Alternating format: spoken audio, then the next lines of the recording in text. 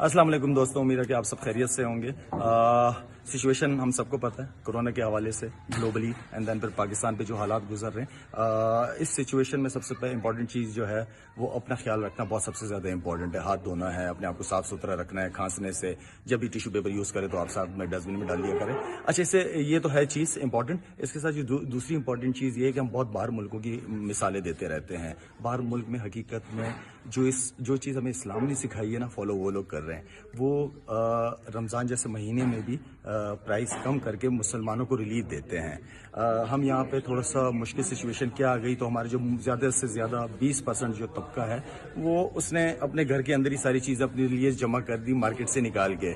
आज अब जाते हैं, गरीब आदमी जाता है तो वहाँ पे एक सैनिटाइज़र नहीं मिल रहा होता, वहाँ पे मास्क नहीं मिल रहा होता, इसलिए कि वो सारी चीज़ें हम बड़े लोगों ने हमने अपने घरों में जमा कर ली हैं। और मार्केट में अगर मिल भी रही है तो ऐसे प्राइजेस में मिल रही है कि गरीब आदमी के लिए अफोर्ड करना मुश्किल है। तो मेरी आप सबसे रिक्वेस्ट है, ये टाइम है कौम बनने का। मैं भी इस मुल्क का बेटा हूँ। इस मुल्क ने मुझे बहुत इज्जत दी है, बहुत प्यार दिया आप लोगों ने।